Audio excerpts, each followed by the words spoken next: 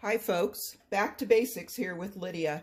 Today I'm going to show you how to do your sourdough starter and how not to always throw away every day the waste and so forth. I find that very wasteful and unnecessary.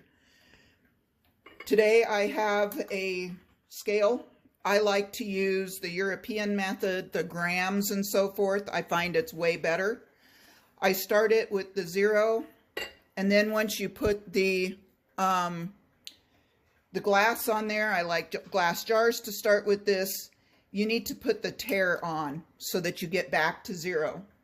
I find that doing the 2-2-1 method as far as measurements works better. So what I'm going to do is I'm going to start with 100 grams of water. Oops, a little more than I needed to. So I start with the water, that way I can pour it back and there's no harm, no foul here. All right, I have exactly 100 grams of water. I had already gotten my starter and I mixed it thoroughly through because you're going to have some whey that goes on there and you want it mixed thoroughly through. This is what the consistency looks like coming out of the refrigerator. I also have unbleached organic wheat flour. This is made from red wheat that is then milled, and I do not like it bleached. It takes everything out of it. All right, so we're going to do another 100 in here. I usually do a 1/3 cup. That way it fits in the opening and I get what I want and not too much.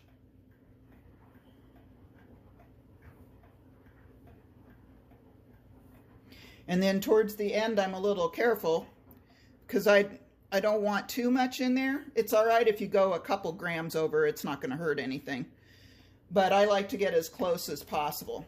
All right, right now between the water and the flour, I have 200 grams in here. Now what I'm going to do is, they normally say, okay, with that, it would, with the 2-2-1 method, it would be 50 grams of your starter. I like a little extra in there just to give it a little more oomph. And as you can see, it's nice and thick.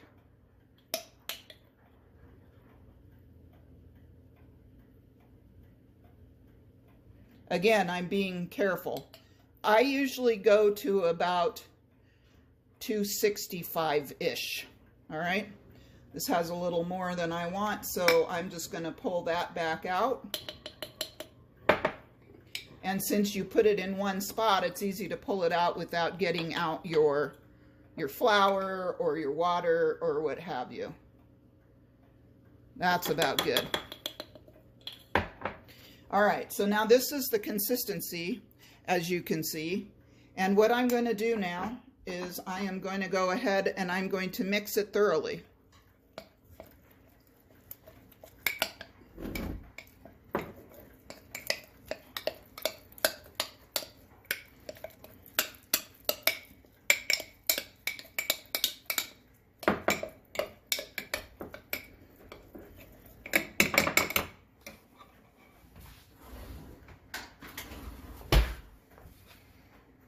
I use a little spatula to get the excess off of the spoon.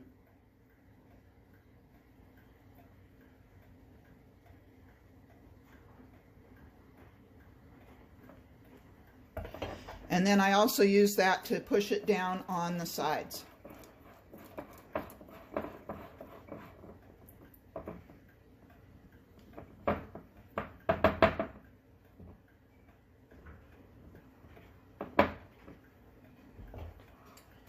Now I put the lid on, and what I like to do is use a fat rubber band. You can get this from when you're going to the grocery store getting other things. So you're repurposing the rubber band. What I do is I put it to where the line is, basically. I missed a little on this side, as you can see. But I'm going to go to roughly where the line is of where everything starts. What this does is it gives you a visual so that when the dough rises to double, that now you're ready to make your bread.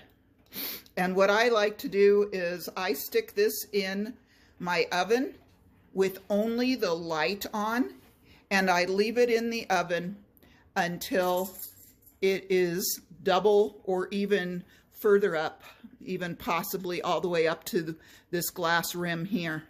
And then it is ready to go ahead and make your sourdough bread or anything else you decide that you want to make. Now that I have my sourdough starter in the oven under a light to warm and to rise, what I like to do is I also go ahead and push down the starter that's still in the jar that I took out of the refrigerator and get that back down. And I like to use a ball or a curd jar, a canning jar of some sort, or you can also use, you know, a jar that you have gotten after buying something in the store. As long as it seals properly, you should be fine. Something like a spaghetti jar or what have you. But I personally like to use this little ball jar. Anyways, I put on the lid. And then I put this in the refrigerator. And this jar can be in the refrigerator 2-3 weeks without a problem. As long as it's refrigerated, it is not going to go bad. Yes, it may be a little low or crusty on the side. You may have trouble the first time that it doesn't want to rise properly. But what I do in that case, depending on how long it's been for going ahead and making bread, it could be 2 weeks between or whatever, you know, you just go ahead and do this 2-2-1 method again and then repeat that. And by the time you repeat it the second time, not only do you have extra starter to put in the jar, you've also got a very nice consistency of your starter that has risen properly and is totally ready to go. There is absolutely no reason to have to do the waste every day, feeding every day, and all of that. That's a huge amount of time on your part and a total waste of flour and water and energy. All right, so depending on your family size, if you're making bread every day, obviously you can leave this out on the counter and make bread every day. If you're making bread once a week or twice a week, put it in the refrigerator. When you get ready to make it, go ahead and stir it up. And then do the 2-2-1 method like I showed you earlier here. And you're ready to go. So anyway, folks, I hope that you found this helpful. And I'll talk to you later. Goodbye.